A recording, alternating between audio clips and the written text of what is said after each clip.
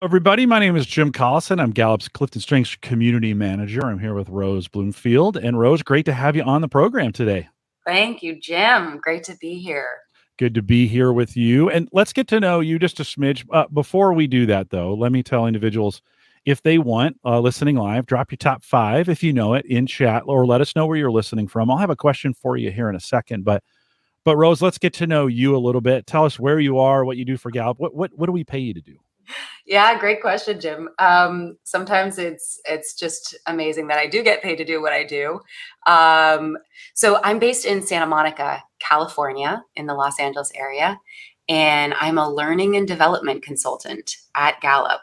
So one of our colleagues, Amatoga Jeremy, likes to say that means the three C's: course leading, coaching, consulting. We do those three. And you get to be like you're on the front lines with our customers in the courses and working with them in the coaching space. You get to see all that. What's your favorite part? Like, what do you enjoy the most about what you get to do?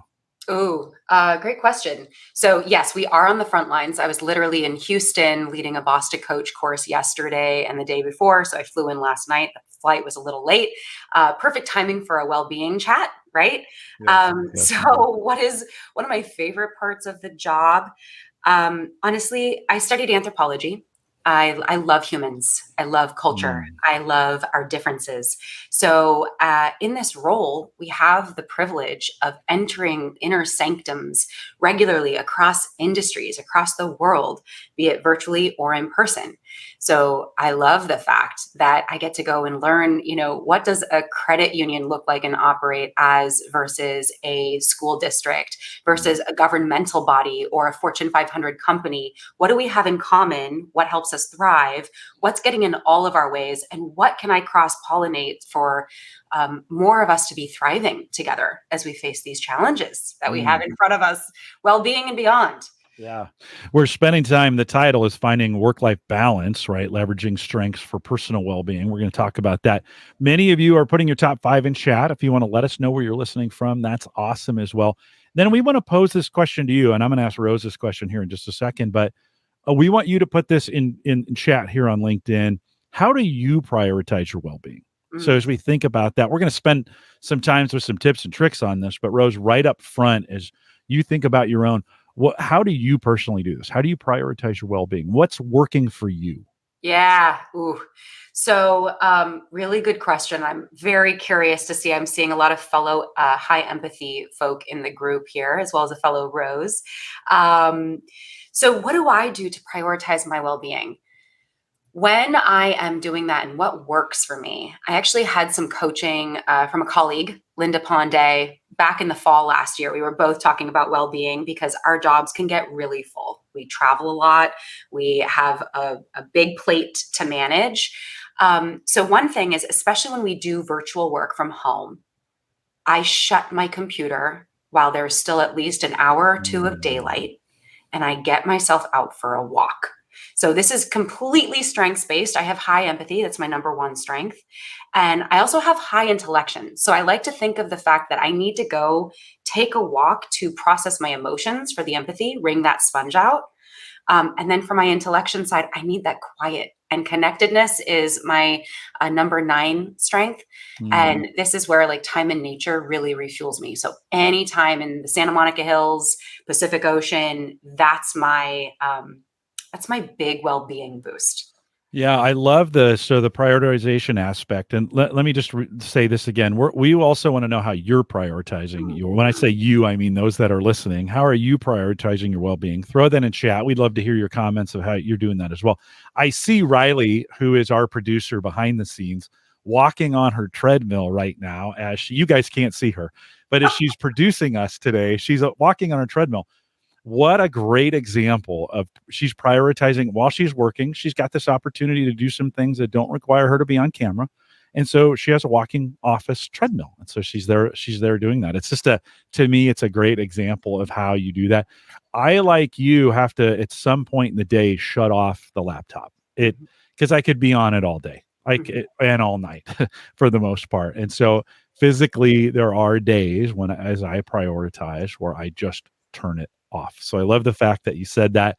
it's for me, it's much of an emotional checkpoint as it is a physical checkpoint to say this part is done for right now, right? To do it that way. I don't know, any other thoughts on that as you're thinking about prioritizing your well-being? We're going to get really practical here in just a second, but any other thoughts? Have you seen anything in chat that stands out? Yeah, I mean, I relate a lot. Lisa here, I think it's Rehagen, strength training, yoga. Carolyn says regular outdoor exercise, like, and talking to people. I also have high woo in communication, like Kelsey here. So I call friends. I'm leaving voice memos regularly, especially if I'm leading an 8-hour course on my computer all day, right? And I've got those breaks between courses. That's when I'm going to go and either call a friend, leave a memo, go walk around, be in sunshine. I mean, it's simple stuff, friends, right? It's simple. It's not always easy because it can be very addictive to stay plugged in and to be getting, it's hard to step away, right? Yeah. So when I can, just getting outside to lay under a tree, I'm definitely a nature person. That makes a huge difference. Yeah.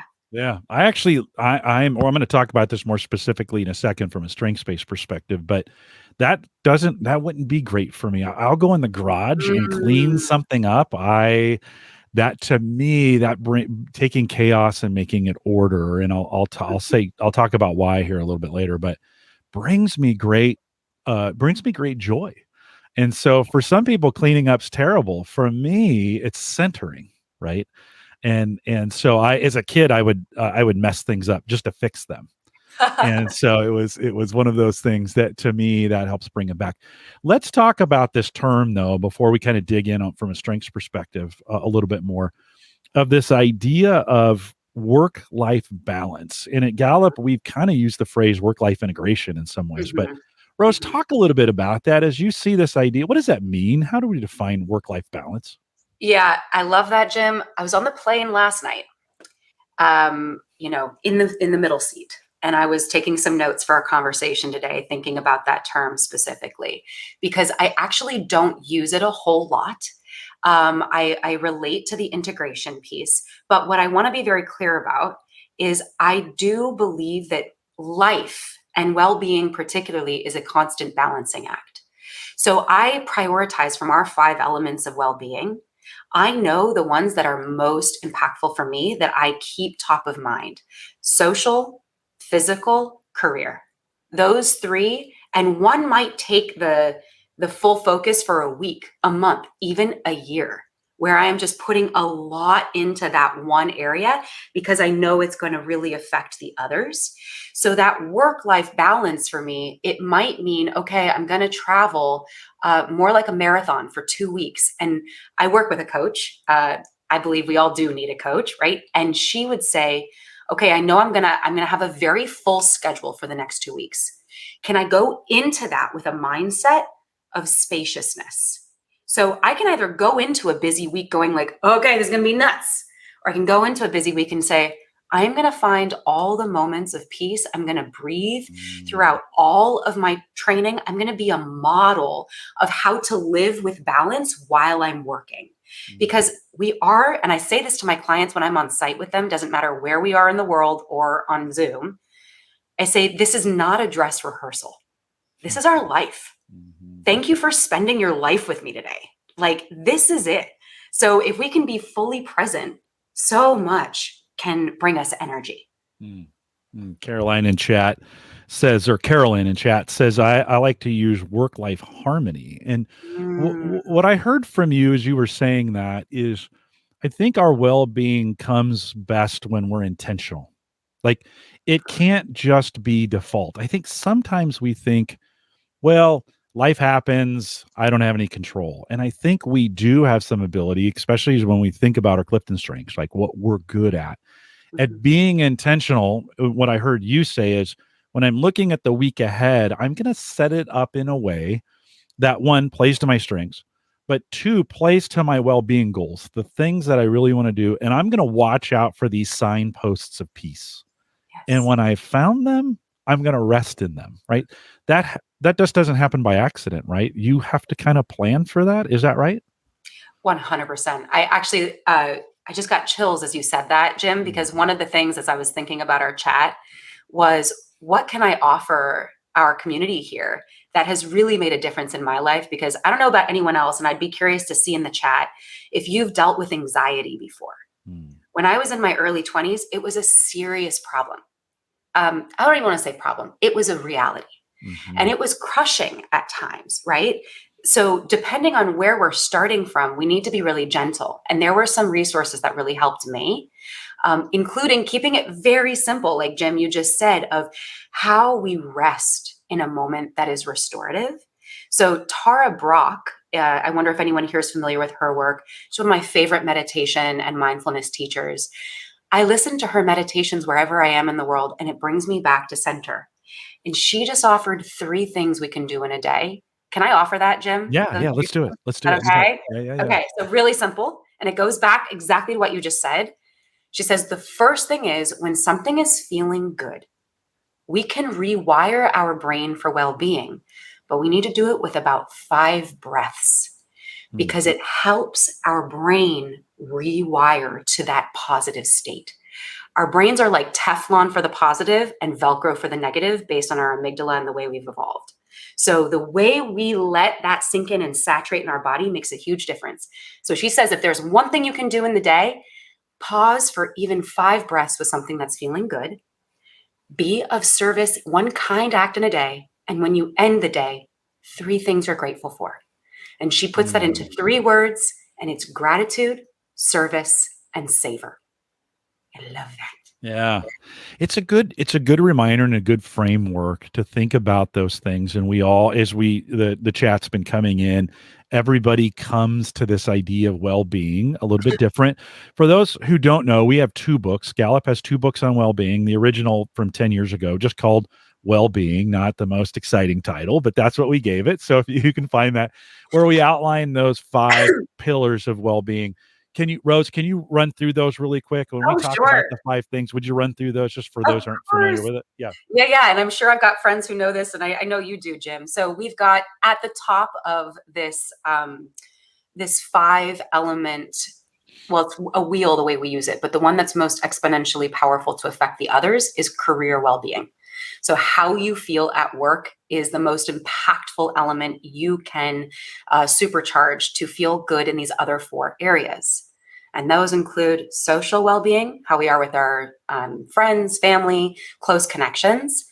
Financial well-being. Do we feel secure? Are we distracted by money or not? Community well-being. Do we feel connected to our locality, our neighbors? Are we able to volunteer, feel proud of where we live? And then physical well-being, of course. Do I feel distracted by pain or discomfort in my body? Or do I feel like I've got energy to do the things that matter most to me in a day? Yeah. Did I cover all 5, Jim? You did. You got them all. And there are more. But those are the 5 in all our research, we discovered that we could measure. That's the important thing about that. We created some questions that we could ask that we can measure that, right? Last year, 2 years ago, I don't know, time is soup sometimes. We released a book called Wellbeing at Work. And actually in that, Jacqueline Robinson wrote a bunch of Jim Harder and Jim Clifton, but Jacqueline writes the appendix in the back. We've spent a bunch of time with Jacqueline on the CliftonStrengths podcast talking about that in season 1, but approaching well-being from a strengths perspective, right? How can these themes that we talk about bringing success to us at work, how can we deploy them in a strengths-based way to help our own well-being? You just said savor, right? I love that word, by the way. You said savor, live in the moment. I think for me, that has been a new thing where I realize this feels really good, and stopping for a second to just live in the moment. Like I'm gonna, there was a movie called Walter Mitty where he learns to kind of just, he's in these moments. And that actually became a family mantra for us. We'd say, Walter Mitty it, right? You're there. Stop and enjoy what you have, right? I think from a strengths perspective, you like to savor. I have a Ranger high, Ranger maximizer. I always like to be doing lots of things and trying to make them better. That's why cleaning up the garage feels good for me, right? And when I get done, you know what I do? I go back and look at it. That's the savoring. Like, I know it's weird, but I stand there and look at what I just did. I piled up, I was cutting some wood for a fire, for a wood pile, and I stacked it up nice and neat, and I just stared at it. I savored in that moment, right? Jim, I don't think that's weird at all, by the way. And I can imagine that many of us can relate. I don't have a Ranger high, but I am very aesthetic. And I think that comes back to, if I were to call it in any of my strengths, it's the connectedness, ideation. I love beauty. I love order. So, and I've heard that put in many different mindfulness modalities. Where there's beauty to you, rest. Yeah. And especially if there is a time in your life and that work-life balance is teetering on the edge of burnout or overwhelm, can you find, I'm going to just show you something that's on my desk, because I use my desk as a little temple of sorts. So we use the word savor, and I have this little pot that a friend gave me of plants, and that little word in there, savor, reminds me, right? It literally reminds me, that's right. If there's something feeling good, something about what Jim just said, can I really let that in? Tara Brach talks about a laugh of her friend that just sounds so beautiful. Can you really appreciate and note, I love that. Yeah. So I love that moment of you staring at your wood, Jim. I see it. Yeah. Or the wood pile, the stack of it, that it's order, right? It was chaos before. Then it became order. I'm thinking about other themes, and as you think about folks you've been coaching, what other tactics or what other techniques have you seen other people use? Maybe tie it to a theme or some themes if you can. But what have you seen in your work where other people have been successful in finding that rest, savor, whatever you want to call it, right? Contentment. That balance or that harmony. I really do like that phrase. So the strength strategic comes up a lot. It's a common strength to show up in our top 5. And I work with clients a lot who have high strategic. So we leverage high strategic, and if we can pair it with responsibility, that usually lends itself to a nice duo to say, okay, let's look at your calendar. Let's be real. And we've done this recently of calendar audits, friends. So if you want a little fun exercise, go back across the last couple of weeks, look at your calendar and take note. One person even color codes this. Does this element in your planning bring you energy? Does it feel energizing or draining? Green, red, if you want a color code, right? And then what can you let go of that's in that red category? Anything you can say, you know what? I'm going to send someone from my team to do that. I don't need to be there at that meeting. Can I get minutes? Whatever. And can you put in there a block of time? You will be such a hero if you manage to do this. Put in a block of time to do something that is just for you, to restore yourself based on your strengths. For me, my coach recommended one of the most luxurious things I could imagine. That is still, I have to admit, I'll confess, I haven't done it yet. So I hope the next time we have a conversation, I'll tell you I did it. But it's going on the top of my roof with a glass of rosé and a book. Something about those 3 things together. If I just had 30 minutes to an hour in the evening to do that, I feel like I've won, So what is that thing for you? Is it arranging your garage? Is that the arranger that just gets its hit there of ease? But putting that in the calendar and letting go of things that really are draining you as much as possible, that's something that we use. And the responsibility is, can you have an accountability buddy? Is there someone you can call and say, I'm going to do this. Do you want to do something? Let's tell each other after it's done and how it went. Yeah, we don't live in a vacuum. We have to work with others that are around us. And oftentimes this kind of comes from a comment I saw in chat. We can have draining well-being experiences if we're not aware of what's happening, maybe in a team setting, right? How important, and we spend a lot of time thinking about this from a CliftonStrengths perspective of teams knowing their individual, those on the teams knowing each other's strengths. How important do you think it is that we spend some time talking about those well-being items, because we're spending so much time together? Have you seen that work, or just talk a little bit about in the work that you do? How important do you think that is that we start having some of those well-being conversations as well?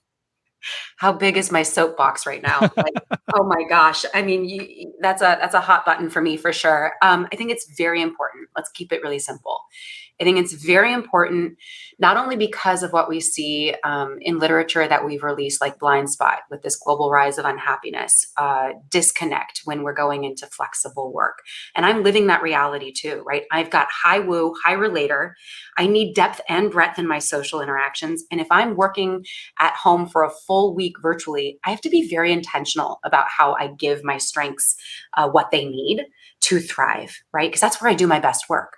So when teams are able to have this conversation together, one of the best moments in a GGSC, our global Gallup strengths coaching course, is the well-being section near the end of that course, when people get to think about, where am I right now in terms of thriving? What will help me level up?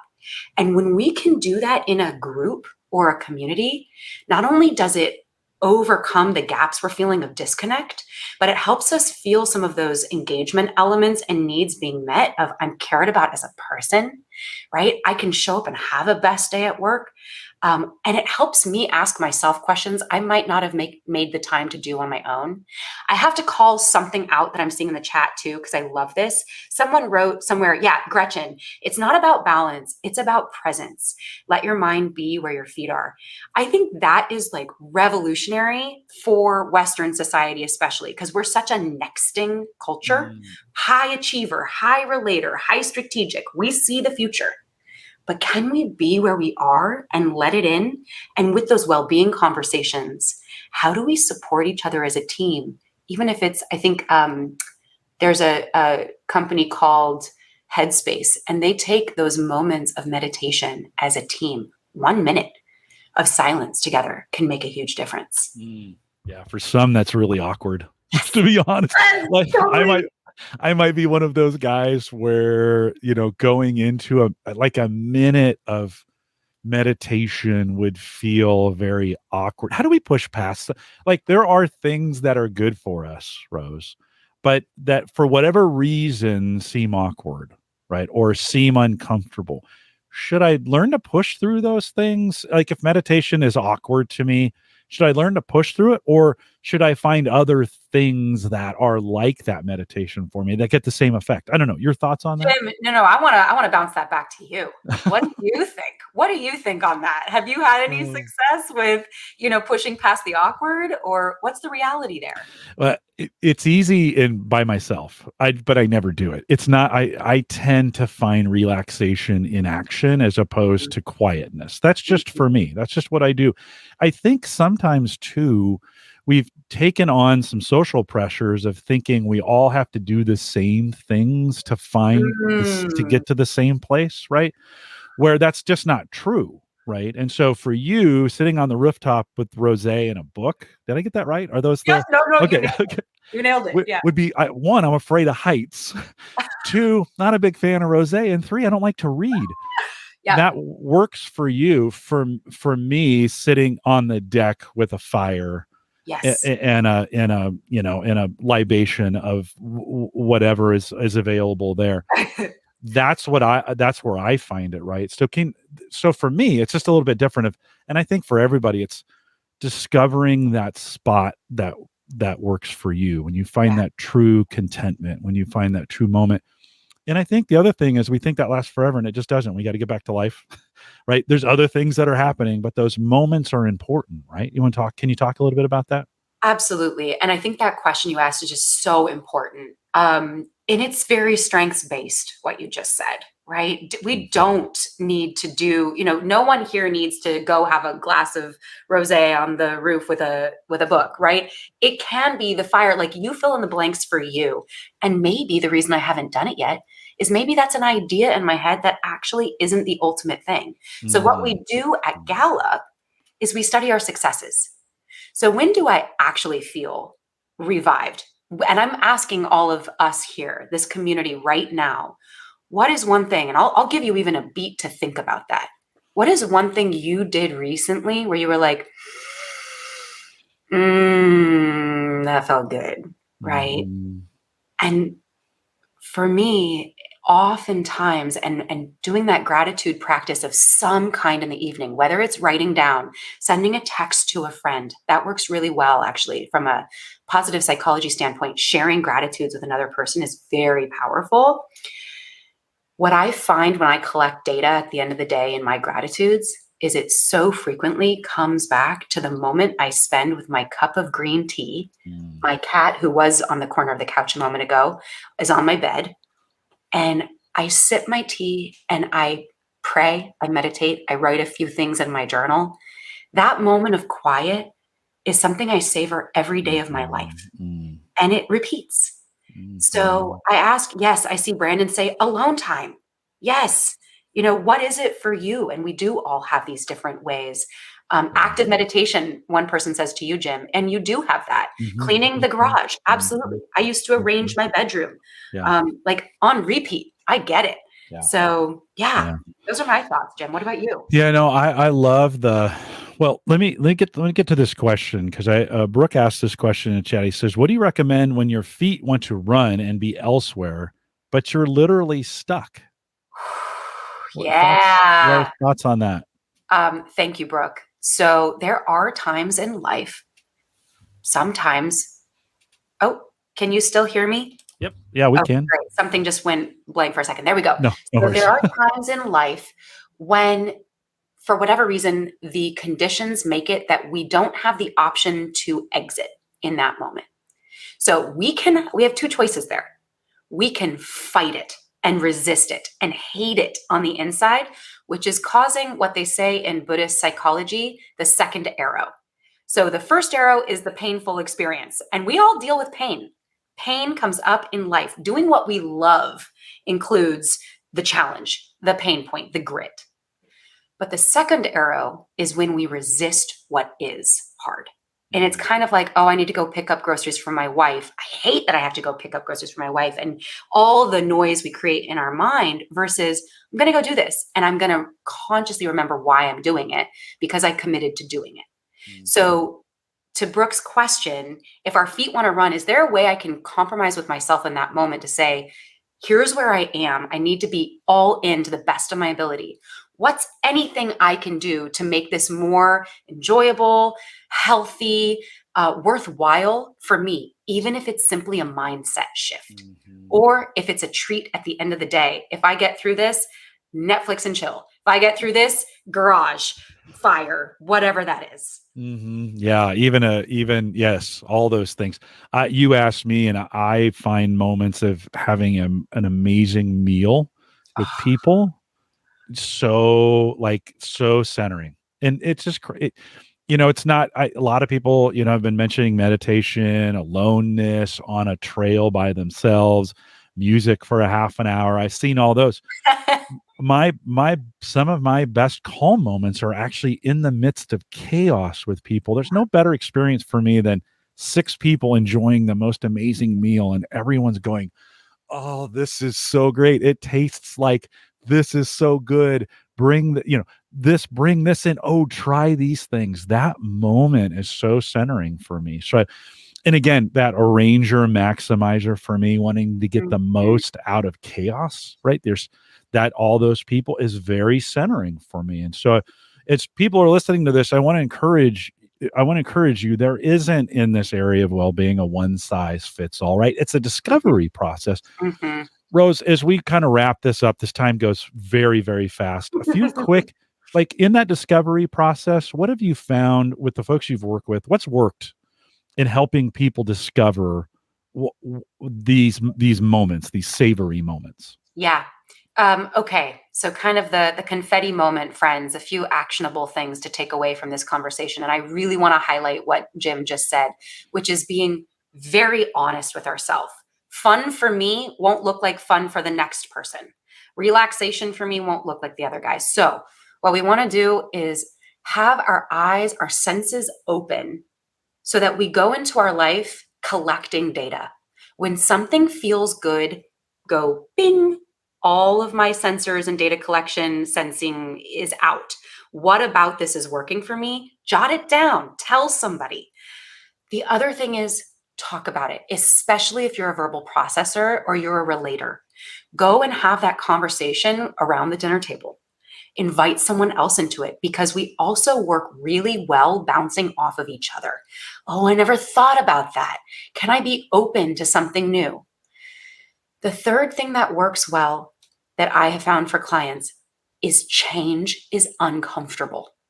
So just prepare yourself that if it feels weird, doesn't mean it's bad.